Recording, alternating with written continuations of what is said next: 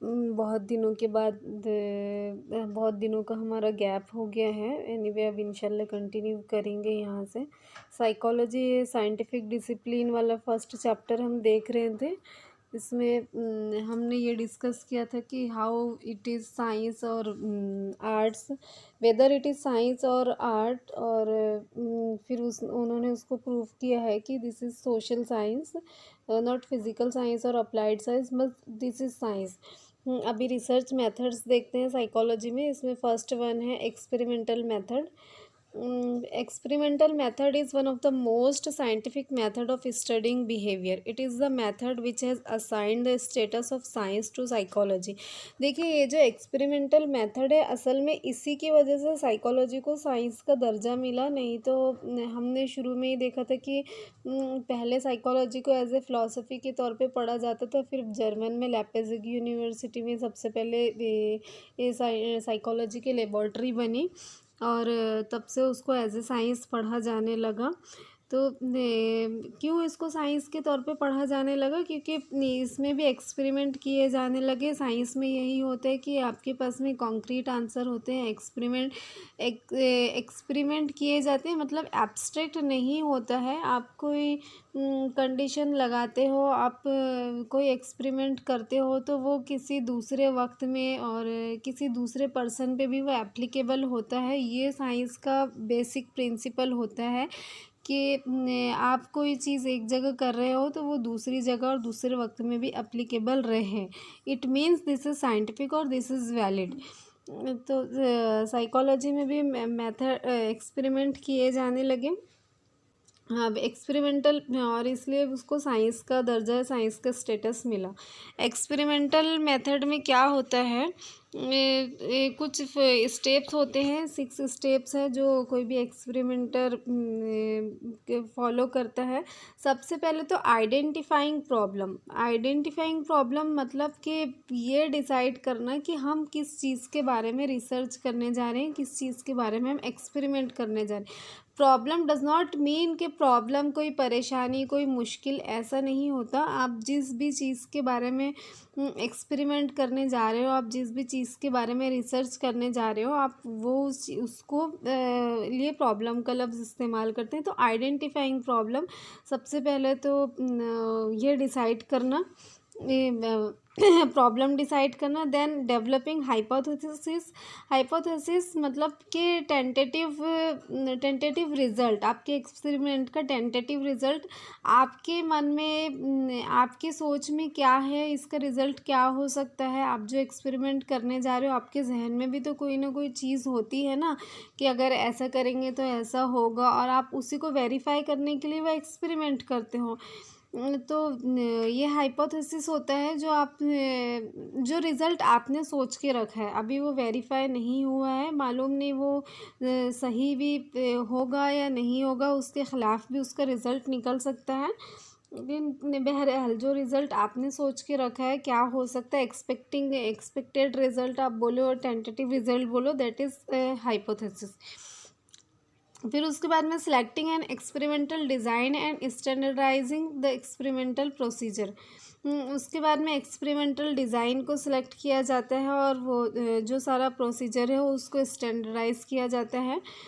आप कौन से मेथड से एक्सपेरिमेंट करने वाले हो, कौन से उसमें टेस्ट लगाने वाले हो, और कौन से टूल्स के ज़रिए उसको सॉल्व करने वाले हो, वो सारी चीज़ें की जाती है उसमें।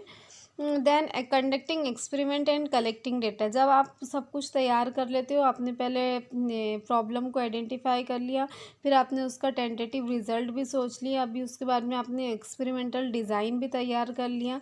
एक्सपेरिमेंटल डिज़ाइन में सभी चीज़ें आती है कि आप ये एक्सपेरिमेंट किस तरह से करने वाले हो, किन टूल्स की मदद लेने वाले हो, किन फार्मूलाज के ज़रिए इसको सॉल्व करने वाले हो, कौन सा टेस्ट आप लगाने वाले हो, वो सारी चीज़ें एक्सपेरिमेंटल डिज़ाइन में आती है और उसके प्रोसीजर में।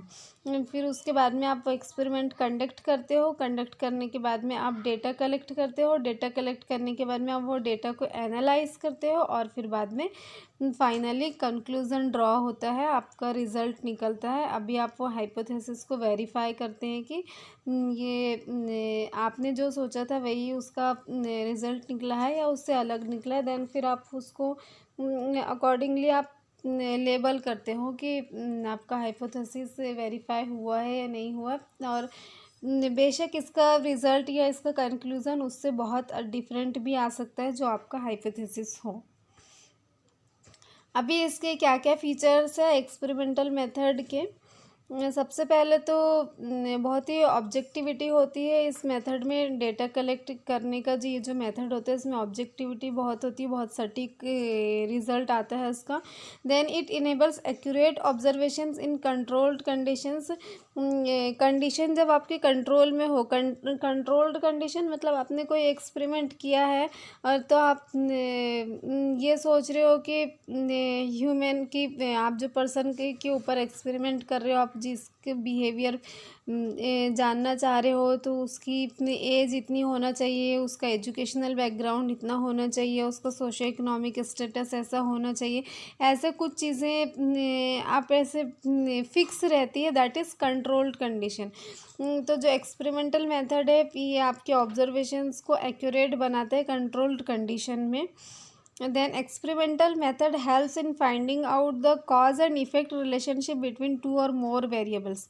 और बहुत ही इम्पोर्टेंटली कि ये दो और या दो से ज़्यादा वेरिएबल्स के बीच में कॉज एंड इफेक्ट रिलेशनशिप को तलाश करने में मदद करता है। हम बता सकते हैं कि ये दोनों चीज़ों का, जैसे मैंने एक एक्सपेरिमेंट किया था personality academic dishonesty with reference to personality. तो मैंने ये जानने की कोशिश की थी एकेडमिक डिसऑनेस्टी, जो बच्चे चीटिंग करते हैं या डिसिप्लिन फॉलो नहीं करते हैं या अपनी क्लासेस बंक करते हैं, किसी भी तरह की जो एकेडमिक डिसऑनेस्टी होती है, ऐसे करने वाले बच्चों में पर्सनालिटी का कोई फ्लॉ है क्या, इनकी पर्सनालिटी कुछ अलग है इसलिए ये लोग ऐसा करते हैं क्या, ये मैंने जानने की कोशिश की थी। तो ये कॉज मतलब इफ़ेक्ट क्या था, एकेडमिक डिसऑनेस्टी, और कॉज क्या, उनकी पर्सनालिटी। ये मैंने जानने की कोशिश की थी कि कॉज एंड इफ़ेक्ट रिलेशनशिप क्या है, क्या वाकई में पर्सनालिटी की वजह से ही एकेडमिक डिसऑनेस्टी होती है। खैर मेरी फाइंडिंग में तो ऐसा आया था कि उन दोनों के बीच में कोई रिलेशन नहीं है। The findings of the experimental methods are verifiable. हाँ, और बहुत ही इम्पोर्टेंट ये होता है जो शुरू से ही हम देख रहे हैं कि जो फाइंडिंग्स आती है, हमारे जो कंक्लूज़न आता है, जो रिज़ल्ट आता है, उसको आप वेरीफाई कर सकते हैं। यानी मैंने एक एक्सपेरिमेंट किया, अभी मैंने एक कॉलेज में एक्सपेरिमेंट किया, वो बच्चों की एकेडमिक डिसऑनेस्टी और पर्सनालिटी को असेस किया कि इन दोनों का कोई रिलेशन है क्या। तो मुझे ऐसा रिज़ल्ट मिला कि नहीं, इन पर्सनालिटी और इसका कोई आपस में रिलेशन नहीं है। ऐसा ज़रूरी नहीं है कि पर्सनालिटी में किसी पर्टिकुलर टाइप की पर्सनालिटी के बच्चे ही ऐसा करते हैं। तो हमने अब अगर मैं इसको किसी और जगह, किसी और पॉपुलेशन पे भी ये एक्सपेरिमेंट रिवाइज़ करती हूँ तो मेरा रिज़ल्ट सेम ही आना चाहिए, दैट इज़ वेरिफिकेशन। आप उसको वेरीफाई कर सकते हैं। तो ये हमारा एक्सपेरिमेंटल मेथड हुआ।